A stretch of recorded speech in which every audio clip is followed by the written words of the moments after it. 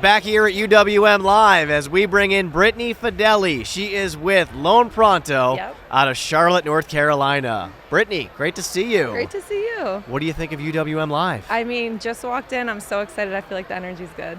Oh, the energy is more than good. I know. It's amazing. Weather's beautiful. It's going to be a good day. It's getting better. It's nice there. out. All right, well, we'll take it. Yes. You're from Charlotte. If you think that this is nice, all right. Yep. Mm-hmm. Then we're all set. A little bit about you. You started as a processor back in 2017, began originating in 2019. Correct. You came into a very hot market. I did. It's funny, when we were talking about your story in advance of this, you said that was basically all you knew at the time. It's all I knew. It was amazing. Business was great. I thought having 40 loans a month was normal, especially even as a processor. And then it's been a wake-up call for sure, but it's been a learning experience, and it's been great this past year as well. Well, you know now that this business is cyclical, and I know. We're going through one right now. Yeah. Tell me about your business, because I know you have a big focus on realtors, repeat clients, and referrals, the 3 R's. Correct, but I think right now what I kind of wanted to focus on today that's working for me is refinancing, because I think loan officers don't think that business exists right now, and it does. It really does. So with the repeat clients, well, actually I want to start with saying that most people right now want HELOCs, right? That's their initial inquiry, because they're hesitant to refinance out of that low interest rate on their first mortgage. So whether they want cash out to consolidate debt, do home improvements, whatever it might be, what's really been working for me, because most of my business still is refinancing, cash out refinancing, is doing a soft credit pull, number one. So that really helps with trigger leads. As an LO, you understand that part of it. And then once I have a full picture of all of their debt, I can really look at, okay, what are you going to pay off with this HELOC? So let's say you have a 3% rate on your first mortgage. Okay, but now you have 18 to 25% on all this high interest credit card debt. So we at Pronto like to call it a blended interest rate, right? So, okay, your blended rate is maybe 9-10%. So even though you have 3% on that first mortgage, if I'm refinancing you into a 6.25 or something like that, it's still a huge improvement. So really doing that soft pull, looking at all the debt, painting that picture for the borrower really helps them understand that a cash out refinance can still be beneficial. And then part two of that is if it doesn't make sense, because sometimes it doesn't, don't be afraid to do the HELOC. You know, I get these people the HELOC. It's a good short-term solution for them.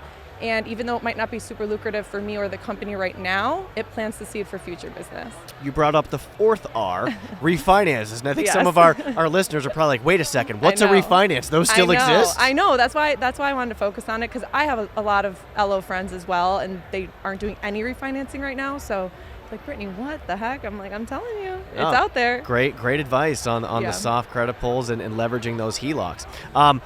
Back to your realtor relationships for a second. You told me when we were speaking before this that you don't expect an agent to bring you business until you bring it to them. Correct. Why is that? I don't know. It's just it's a personal thing. I rather give you something before I'm going to ask for something, and it works out. That's in work, life, everything. Like I don't really want to set my expectations. And then also too, even when I do send you somebody, I never expect someone to give me 100% of their business. You never should. So, you know, they need to make sure that they're using different loan officers as well, and that whatever, they don't want to put all their eggs in one basket. So it's just a matter of, hey, listen, if you can send me a deal here or there, I'll send you a deal here or there. Like, let's make it fair, and let's also just be friends. Okay. Good enough. Yeah. Another cool thing that you like to do, and of course there are so many different ways you can communicate with both borrowers and referral partners, you like to leave voice memos. Yes. Tell us why. You remember that. Of course. Okay, I don't know about you guys, but when my phone rings, I'm like, annoying, right? Do I really want to answer this call? Right, no one wants to answer the call. So in a text message, it's easy to look at it. You're busy, you get distracted, you forget to answer it. So I think a voice memo, at least for me, when I hit play on that voice memo, it's intentional. Like, all right, now I see it's 1 minute and 15 seconds. I'm focusing on this voice memo for 1 minute and 15 seconds. And then I'm more likely to respond to it that way. That's how I feel when I receive them. So that's what I assume people feel when they receive them from me. And it just seems to work. And then also it gives a little bit more of a personal connection when you're actually hearing somebody's voice. So I just think they're way more beneficial than a text or a voicemail. Because same thing, if you don't answer the call and you leave the voicemail, everyone just looks at the translation. You're not actually listening to it. It's just different. All right. Separating yourself in that respect. Yes. I love that. Yes. You may not love calling people or receiving calls, based on what you just talked about. One thing you do love, though, is cold calling real estate agents. Yes. Love is a strong word. Okay, you like. Thank you. You like no, it. I like cold calling agents. It's fun for me. Some people get very worn out by it or they don't like the rejection of it.